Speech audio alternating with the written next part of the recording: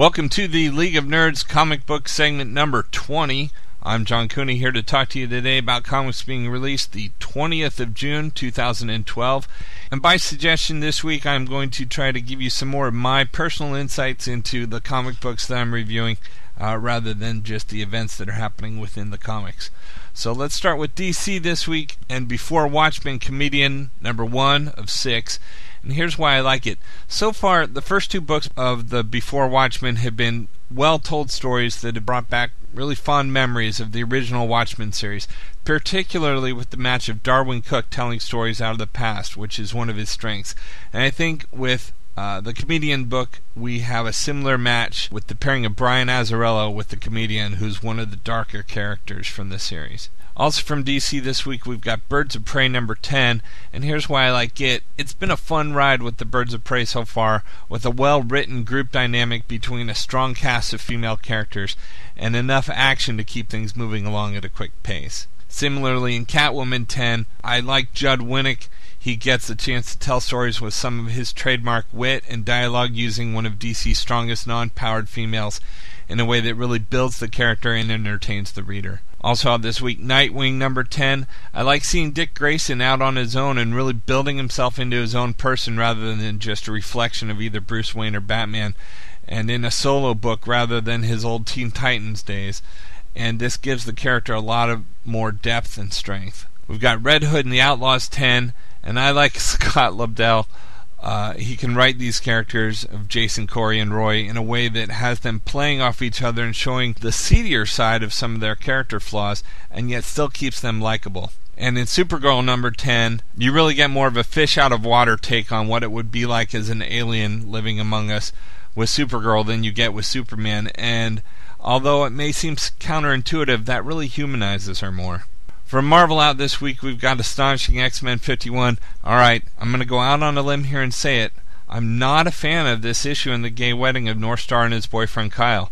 Marriage in comics has always been a difficult subject, and we saw Peter Parker actually make a deal with the devil that erased his marriage to Mary Jane from Marvel continuity so that the character could be more relatable to his audience? Huh? I'm a married heterosexual, and Spider-Man's one of my favorite characters, so I could relate. Anyway, I'm digressing, but I just don't like the hype and the noise that's been created by this book, along with DC's Alan Scott, of an alternate universe also being portrayed as gay.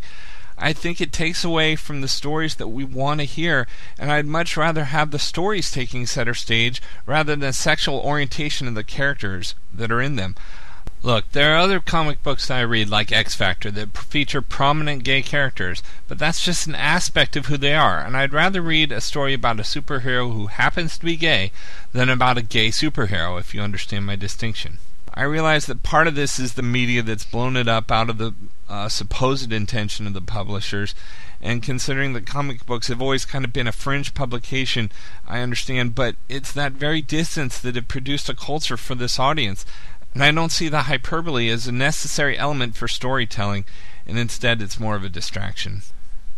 Alright, we've also got Avengers Academy number 32, and here's why I like this book. The stories focus here are not only the kids in the academy, but also on the faculty, and they give us insight into the classic conflict of power and responsibility in a way that demonstrates the potential for good or bad is really a result of our choices and not our abilities.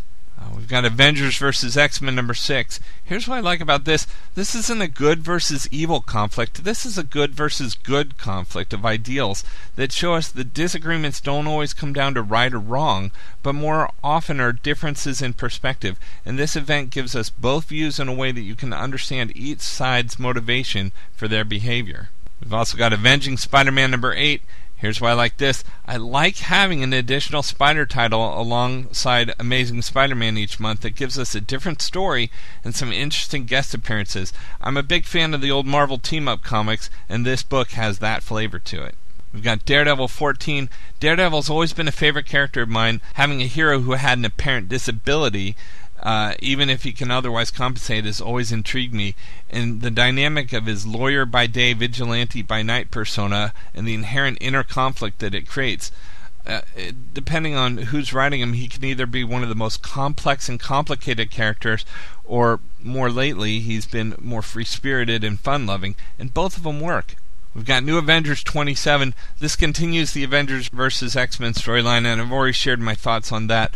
But what I like in New Avengers specifically is that you see a different team style in this group of heroes than you see in the traditional Avengers. And it lets us in on some of the more human aspects of these characters, like the relationship between Jessica Jones and Luke Cage, and their responsibility as parents in situations that aren't always family-friendly. We've got Secret Avengers number 28. I like the idea of a covert team of Avengers that are required to operate behind the scenes and in the shadows to take care of the more discreet jobs that are sometimes necessary to save the world. And although the current storyline is tying into the Avengers vs. X-Men and takes us away from that a little, we still see them as an away team outside of the main conflict, trying to preempt the danger and prevent the potential destruction that they're afraid of from the Phoenix. Got Uncanny X-Men number 14. Again, without speaking more about the Avengers and X-Men storyline, I will say that similarly, Uncanny X-Men and the X titles in general have taken the differences in opinion and the consequential conflict that created a division in their books and showed both points of view without making either one of them wrong. And the schism between Scott's team of militant warriors who are protecting their species and Wolverine's academic approach of preparation and education shows us shades of gray rather than just a black and white world. We've got X Factor number 238. This is consistently one of the first books that I read each month. Peter David is a master storyteller who gives a unique voice to each member of his cast in a way that builds a team of individuals into a group of heroes that you can relate to and identify with, and the humor that he adds doesn't hurt either. From IDW, we've got John Byrne's X-Men Aftermath number 44. Much like my praise for Peter David, John Byrne is an architect that's left a lasting impression on most of the characters that he's touched through his career, whether it's his definitive work on X-Men with Chris Claremont, or his Fantastic Four, or even his She-Hulk, although Peter David has successfully made that character his own, in my opinion.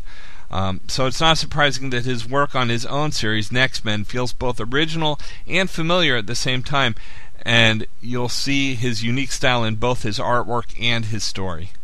From Image Comics this week, we've got Saga number 4, Brian K. Vaughan's latest story, and it is a departure from his previous work, which I loved, in either gender politics of a world eliminated of men in Y the Last Man, or actual politics in New York's Mayor 100 in Ex Machina. Now we see Vaughan's storytelling in a science fiction epic story of war, magic, love, and family.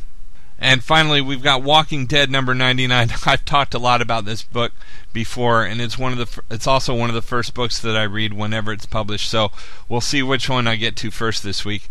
But I've said it before, this is a character-driven book about relationships and people interacting with each other under various and sometimes horrific circumstances, and it's the strength of these well-developed and thoughtfully portrayed characters that makes me anxious to read this book every month, and it also happens to include zombies. So there's plenty of books out this week. I had to skip a lot for time because of the depth that I went into. So be sure to check out your local comic book shop and see what else is available. And if you have some books that you like that I didn't mention, let me know on my Facebook blog at he'sgotissues.com. You can see what I'm reading as I read them, and you can let me know what you're reading and what you think. Also, He's Got Issues is now a proud member of the Comics Podcast Network, so you can check us out there along with many other great comics podcasts. So that's it for me. I hope you enjoyed hearing what I think. Even if you disagree, let me know. And until next week, I'm John Cooney, and I've got issues.